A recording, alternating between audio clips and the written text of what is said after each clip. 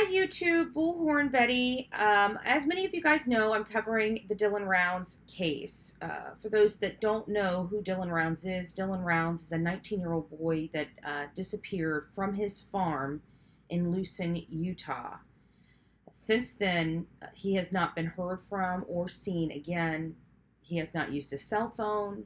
He has not used his bank account, and I was told that there was a significant sum of money in his possession. I'm not sure whether that was in cash or in the bank.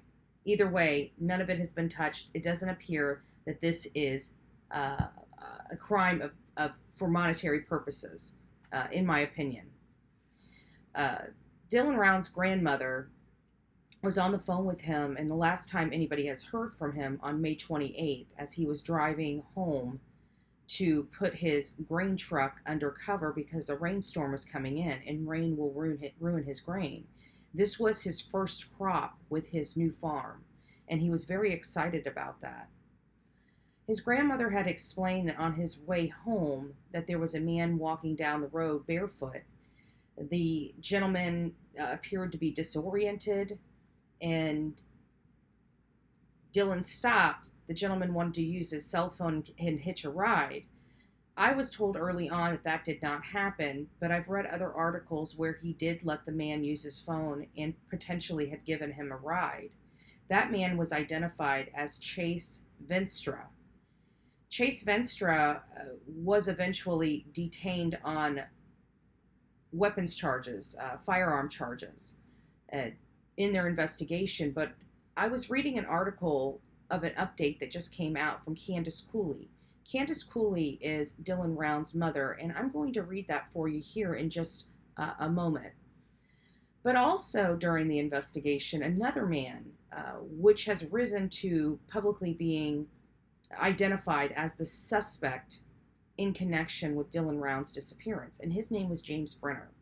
Really bad guy. Lots of violence, lots of gun violence in his past, and the FBI motioned for the court to detain James Brenner.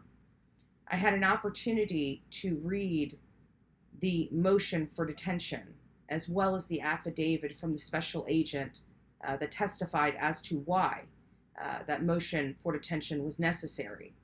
The motion for detention was granted, and that is why James Brenner is behind bars right now on no bond. But in this article that I was reading from KSL, it kind of shed some light on a little bit going on with the case, but it also made me start thinking, and I'll get to that in just a moment. I'm going to go ahead and read this article to you, and I want you guys to listen to the words, and then I'm going to commentate after this. So this is the article that I was just referring to from KSL.com. And this is just an update related to Dylan Rounds that his mom, Candace Cooley, provided. Dylan Rounds' 20th birthday is just around the corner. It's been nearly 2 months since 19-year-old Dylan Rounds disappeared from a remote farm near Utah-Nevada border, but his mother says progress is being made in the investigation. Rounds has been farming in a desert town of Lucin, Box Elder County. His grandmother spoke to him on May 28th, and nobody has heard from him since. There has been no signs of Rounds anywhere, and no activity on his cell phone or bank account, according to his parents. Multiple searches have been conducted in the remote town and in nearby Montello, Nevada. The Box Elder County Sheriff's Office is the lead law enforcement agency, with the FBI assisting, but thus far there have been no big breaks in the case. Everybody thinks it's become this big stall, but there's a reason for that, says Candace Cooley, Round's mother. We're not out there searching, and we're not having search parties, but there is stuff happening behind the scenes that can't be released to the public right now. Two men believed to have interacted with Rounds in the days before he vanished have recently been arrested on felony gun crimes in Utah, but have not been charged in connection with his disappearance. Chase Venstra, 41, and James Brenner, 59, are in custody, and Cooley believes they know what happened to her son. She says Brenner sometimes helped her son on his farm and was squatting on a nearby property. As for Venstra, she had never heard of him until her son went missing.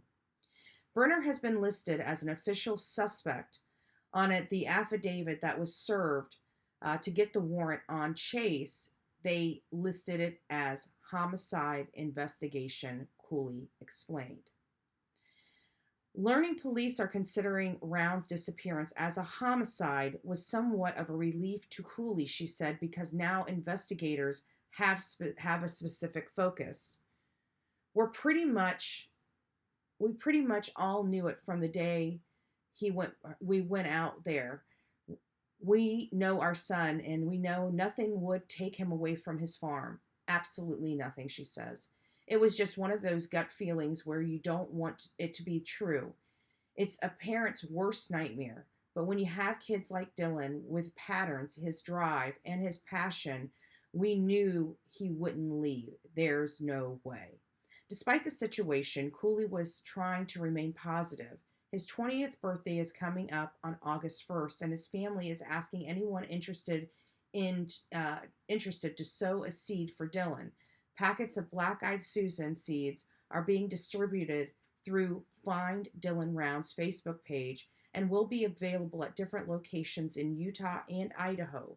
People around the world are asked to take a photo of them planting the seeds and submit them to the Facebook group. Cooley remains patient as law enforcement work on her son's case and is hopeful it will be solved soon. There is a lot of stuff being processed, so hopefully that'll give us a few more answers, and we hope one of those two guys, Venstra and Brenner, talk, she says. And there's this missing person page. Related stories and other things on this website if you'd like to go and check it out.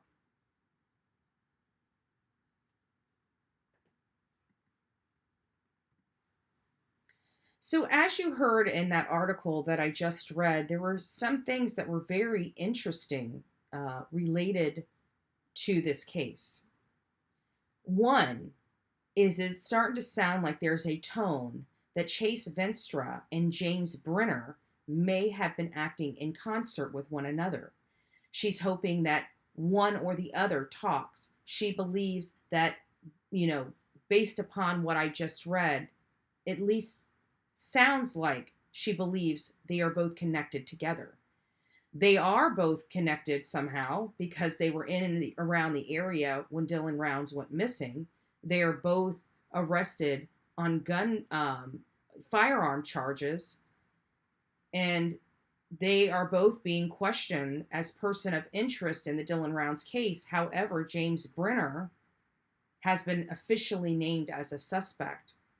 Lastly, with this particular article, everybody involved, from mom and law enforcement, believe Dylan is no longer with us.